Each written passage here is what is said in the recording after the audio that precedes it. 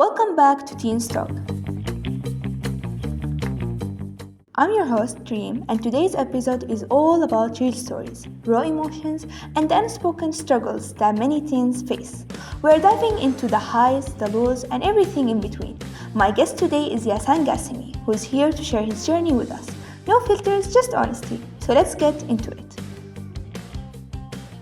Hey Yasan, how are you doing? I'm good. How are you? I'm good, thank you. Welcome to Teen Talk. I'm so glad to have you here. Thank you. Pleasure. Before we jump in, can you tell us a little bit about yourself? Maybe something that most people don't know about you? First, I'm Yassan. I'm 16, grade 10 student, originally from Iran. Something that most people don't know about me is that I got to leave my family at the age of 13 to come to the academy, which was a very huge milestone in my life. Maybe if you want to describe this experience in one word, what would it be? Uh, well, I would need to use more than one word, but if I want to just say one word, would be change. Because before and after coming to the academy,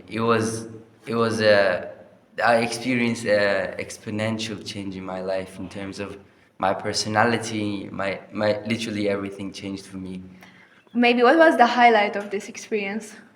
So at first I was dreaming to come to this academy for 4 years before I come, and then at first when I come I was a bit disappointed.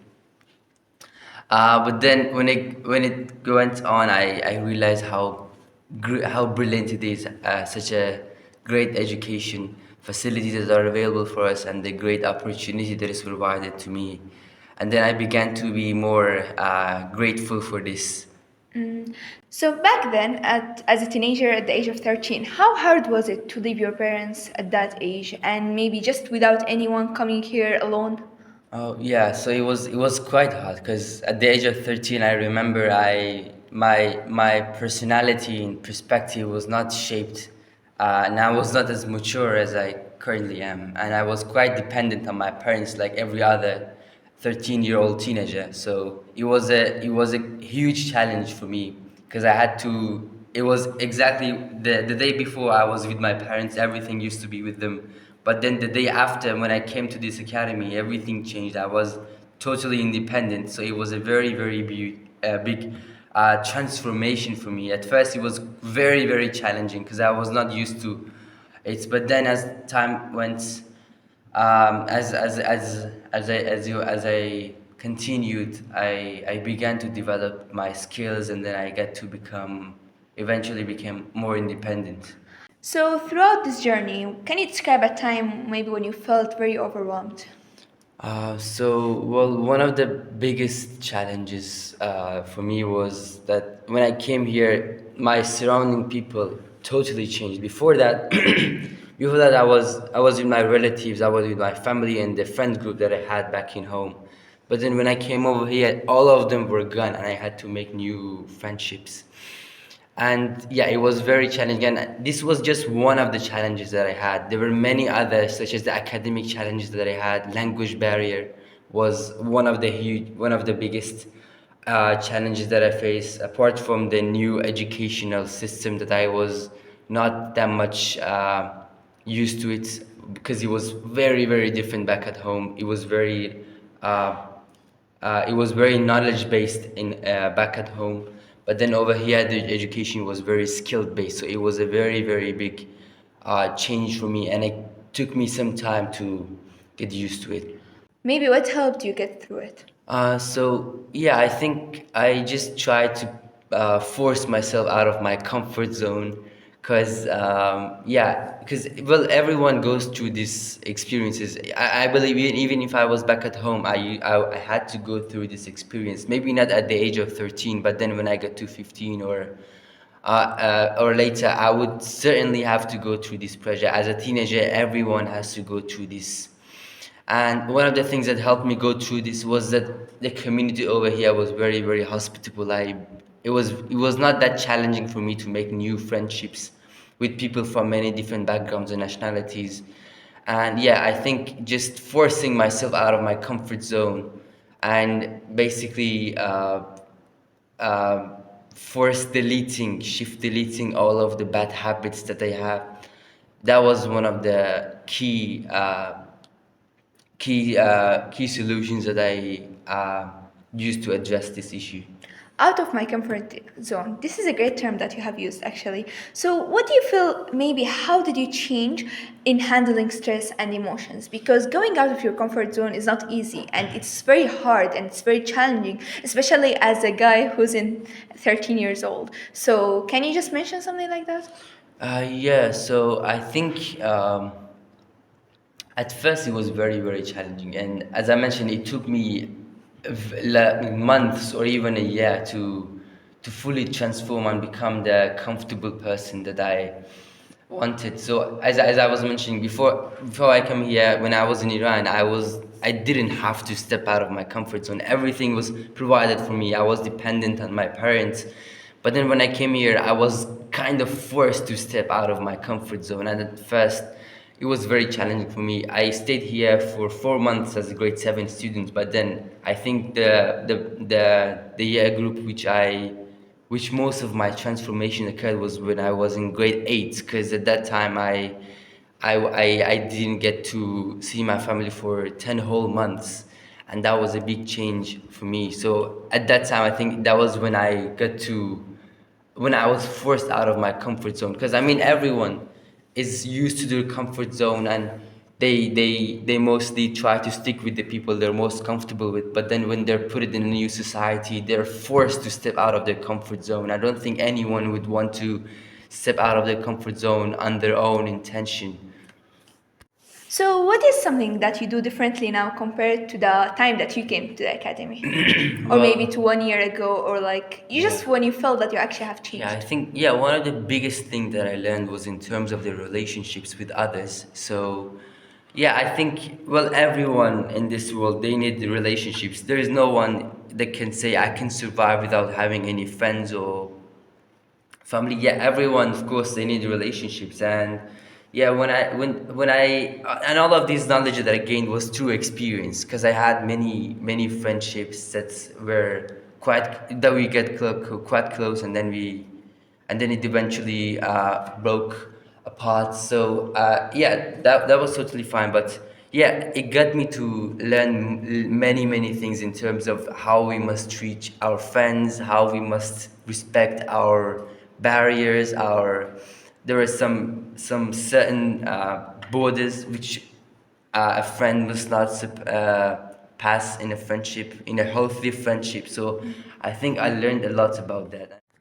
So, what's one thing that you do differently comparing to the time that you came to the academy or like 1 year back? So, Yeah, one of the biggest things that I learned was in terms of my academics and how serious I must take it. So, well, before I come to the academy, of course, I used to go to school. I used to go to a very good school. But then I didn't take my school work and my assignments or any other thing affiliated with school that seriously compared to over here. And yeah, over here, as I mentioned, I had to become more independent. Back at home, when I was studying at home, I was very reliant on other people, on my friends, on my family, even for academics. But then over here, it was only me, myself, and I. So it was a very, as I mentioned, I was against forced out of my comfort zone. I had to go to other people to ask questions. I had to make my own schedule. I had to follow it. Yeah, and it was very challenging for me at first. It got quite some time for me to get used to it. But then, yeah, in terms of how I must study and how I must take school seriously, that was probably one of the biggest things that I learned when I came here. how organized were you in terms of studying? Well, if I want to compare how organized I am with a year ago or when I was back at home, studying at home, I think I changed quite a lot. Because, well, in terms of planning, I didn't used to do lots of planning, and right now I do because began to realize its importance. Well, in any project or anything you're doing in life, planning is crucial, because I believe the one and most important skill that everyone must know is to be balanced. And one of the key features that comes with being balanced is to plan stuff. Because, well, I have many hobbies. I do lots of sports activities. I do many other stuff with my friends, and I need to balance all of these fun and temporary enjoyments with school. So for me to get to what I wish to achieve. So, for many teens, kind of studying and academics are a crucial part of their lives, of course, but they cause a lot of pressure and stress. So, what do you say about that? I think, yeah, well, I think everyone, they try to take it seriously. I don't think anyone would want to not get the top marks, and they all achieve, they all aim very, very high goals. But then, and I also know many that are very good in planning, but then when it comes to taking it into action, that they lack it. And I think, yeah, as I mentioned, being balanced is the most important thing, because I've seen some few of my friends, they just wanted to study and study and study, but that doesn't work. No one can be like that.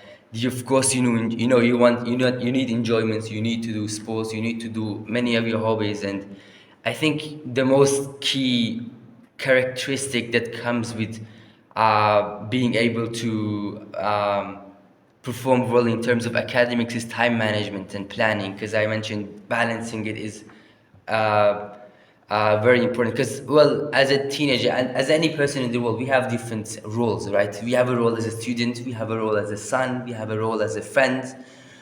So we must be balanced. We can't just focus on one, and then we can't just prioritize being students over being a son in our family, or over being friends with our within our friendship group. So I think being balanced, balancing all of these different roles that we have in our lives, that is very, very crucial. And then that won't only help in one aspect, but then balancing it and doing proper planning would help us to success in all of these roles that we have. You mentioned sports. How important sports are for Yasan? It's different for different people, but for me, sports were very, very crucial part, because it was my main hobby. I used to play lots of football, and I still do. I also go to the gym as well. But then as time passed on, as my schedule got more tight and busy, I had to reduce the time that I spent for sports, because, well, sports, I used to do it back at home, and I kept doing the same over here. So it was a very, very big factor, big hobby, which helped me to. It was something that I found it boosts my energy. So even though doing sports scientifically, you need to spend lots of energy, but then for me, psychologically, it gives me motivation. It gives me more power more energy to do other things. Yes. So, pressure, school, friends, expectations, all of those stuff that you have talked about. So, they're always in our lives as teenagers, right? So, maybe have you ever felt that you have put on a mask and pretended that you are okay when you are actually not? Well, I think everyone in their lives, they have many issues. They have in many different aspects. There's no one that can come and say, "Oh, I have more issues than you do." We have family, many issues with family being far away from them. We have many issues in terms of academics. As a residential student, everyone has their own unique issues.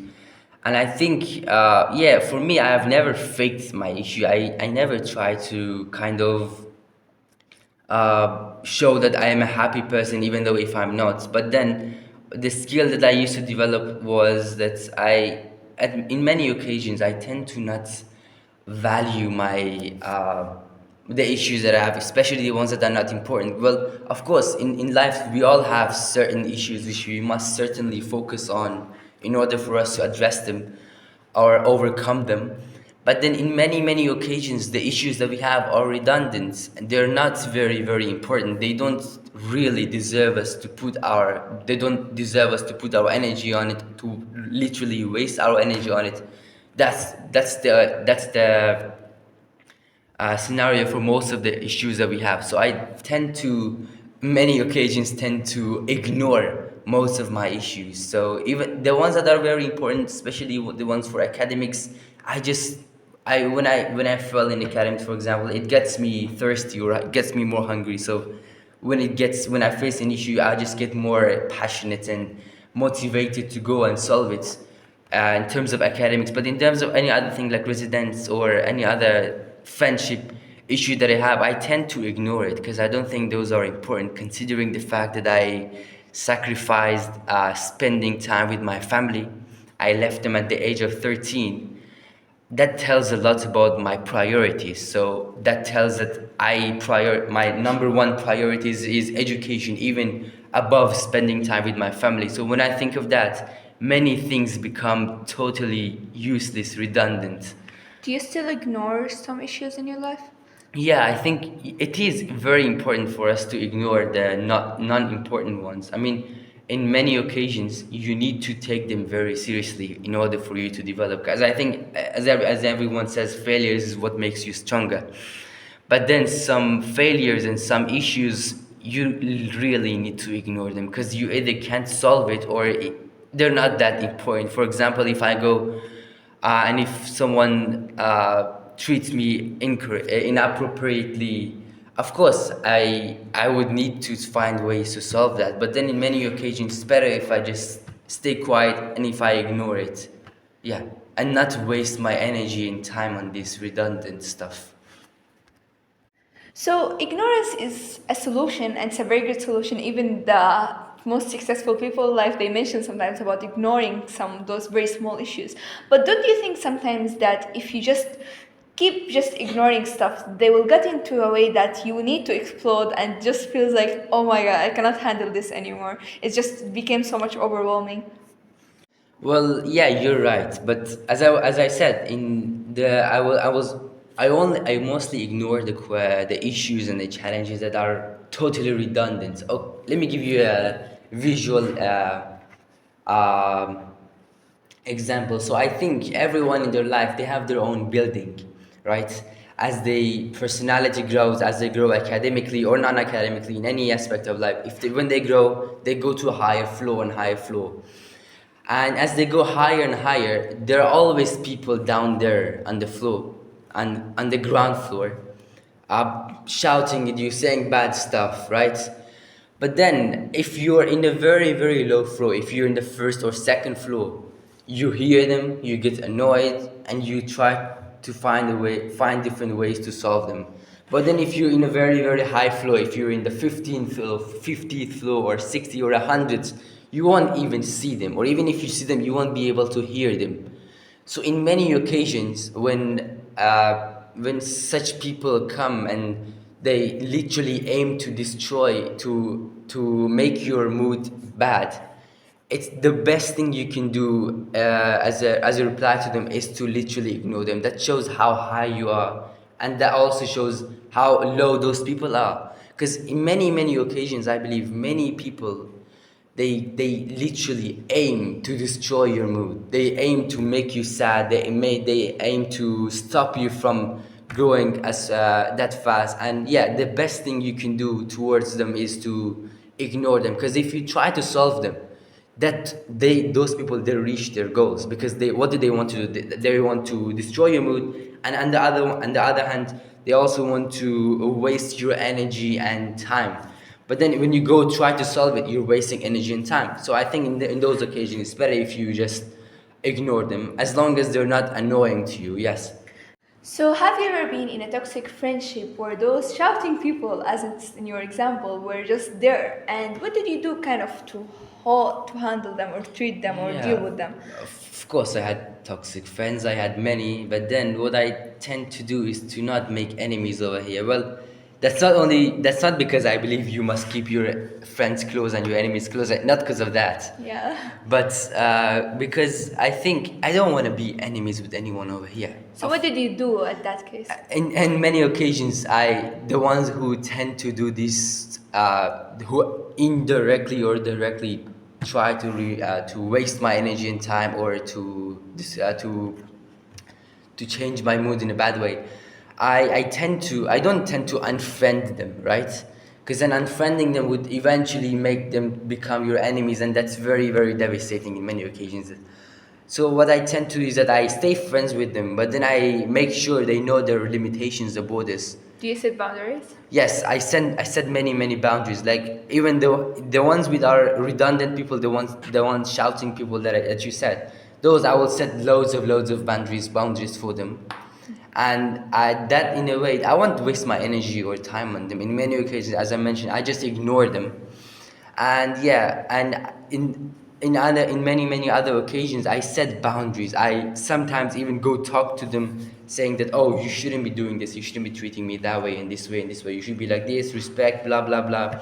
And I set this long list of boundaries. uh, yeah, because I don't want to unfriend them. That's the thing. Going back to one of the very first points that we talk about, parents. Have you ever felt misunderstood by your parents? And what's something you wish they knew about you and about how to deal with a teenager? Most of the questions you tend to ask me, I tend to generalize them.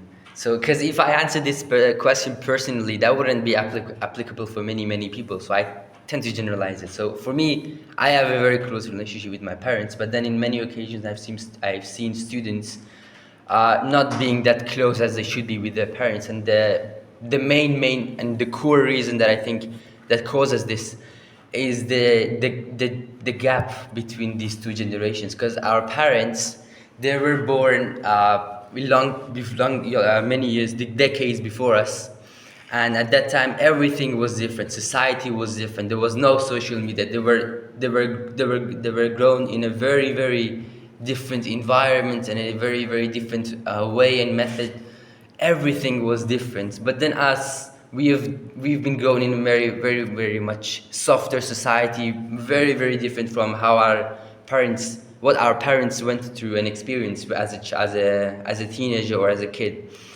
And yeah, so I think this gap between these two generations are what causes these issues, because our when many teenagers, mostly teenagers, have problems with their parents, when they go and talk about this issue with their parents, they still have that traditional view, that old view that they have developed as a teenager decades ago, and many of them fail to understand that the society is different right now. Everything is different. We must be more modern, more soft. And yeah, I think that's what causes most of these issues. And I think the best way to solve this is to talk. And I think if both the parents and the son or the daughter, they're both aware of this gap that they have between generations, that would have helped them to understand each other much more. Because, well, yeah, parents would be considering the social norms at this time, and then the student, not that the student, the teenager would also consider that his parents or her parents went through many different things, many more harsh things compared to him, him or her, which had much softer childhood. So this understanding, these conversations between them would certainly foster their closeness. So, adding on to your point, I believe there should be a friendship between the parents and their teens, as it fosters trust, open communication, and mutual understanding, helping both navigate the challenges of adolescence together. It creates a safe space where teens feel supported and heard, making it easier to address concerns and build healthy relationships. Yep, totally agreed. Moving on, if you would like to go back and talk to your younger self, maybe a few years ago, what would you tell your younger son? I would tell him to stay resilient. Yeah, resilience is very important, and also try to be balanced. Because then, as I mentioned, being balanced is one of the most crucial skills that everyone must contain in their lives. And I realized this. I mean, I realized it quite early. But then, if I would have realized it slightly earlier, that would have been much easier for me. It's known usually that small habits make a big difference. Maybe, lastly, as last question, what's one thing or one habit or piece of advice that really helped you with your mental health? Yeah, I would say that thinking is literally necessary for anyone to have mental stability. So, well, for me personally, whenever I encountered a problem or anything else, I used to think of it a lot. I'm not an overthinker, but then I can control my thoughts. But yeah, I used to think of the issues that I face a lot and ask this question, that does that really deserve my time and energy? Does that really help me in this aspect and that. What can I do to solve it? And blah blah blah. Yes, I have. I've had these many rhetorical questions in my mind. I used to ask towards anything that happened in my life, academics, non-academics, in friendships, in family, in spirituality, anything that I face. I used to think of it quite a lot and then build a whole perspective on it. And at some points, I used to get feedback from many people. It was not necessary for them to be absolute experts. It could be my friends, some students, teachers, my parents, anyone. I used to get slight bit of everyone's perspective to make my own. And then yeah, that formation of perspective is the most important thing in any for anyone's mental instability. So, if someone listening right now is going through something similar to what you have experienced, what would you want them to hear? Yeah, I would tell them to stay humble, never underestimate what you can achieve, and yeah, be flexible and balanced, and try not to be too good in one thing. Try to take some bit of everything. You can't be 100% good in academics, or you can't spend 100% of your time on academics or this stuff. You also need some bit of hobbies, some bit of enjoyment, temporary happiness, and be realistic, because unrealistically, oh, I also aim to spend 10 hours a day studying, but I really kind of can't spend that much energy on it, and I don't have that much energy, and that also I also wish to have some fun with others. So yeah, stay humble and be realistic about what you can do during the day, especially in your planning. Make realistic plans for yourself. That would be the most important part. Even before applying it, make realistic plans. Consider your needs. Thank you so much, Yasan. I really appreciate you Yeah, opening up and thanks for sharing your having me. story. It's not always easy to talk about those stuff, but I know someone out there will relate to what you have said. Before we wrap up, is there anything you would like to say to the listeners? Yeah, I'm also really happy to I was given this opportunity. I hope this would help people who are listening in their lives. I know I tell this to whoever I advise or whoever I talk to. I'm just sharing my experience as a 16-year-old teenager. I'm not an expert. I'm not a god, of course I'm not. So you take some part of my perspective, you take some part of anyone else's, and then you add all of these. You take some from your parents, from teachers, from anyone, just the same thing that I did. You don't just copy paste someone else's perspective and solutions to a problem, because you're a person, you have your own needs, and yeah, your solutions to every problem should be personalized. So you take some bit of mine. You might say, oh, these points that Yasan mentioned were good, and these ones were absolute nonsense. That's when you can say it. You decide what is applicable for your life. To everyone listening, I hope you found something in today's episode that resonates with you. Whether it's a feeling you have had, a struggle you have faced, or even just a reminder that you are not alone in navigating all the ups and downs of being a teenager. Remember, it's okay to feel lost sometimes. It's okay not to have everything figured out. Or it's definitely okay to ask for help when you need it. We're all growing, learning, and finding our way, one step at a time. Thanks again to Yasan Gassimi for joining us today, and thank you to all of you for turning in to Teens Talk. If you enjoyed this episode, be sure to subscribe, share with a friend who might need to hear it, and leave it to review to let us know your thoughts. Until next time, take care of yourselves, be kind to your mind, and keep the conversation going. This is Teens Talk, and we will catch you in the next episode. Yeah. Bye, guys. Thank you so much.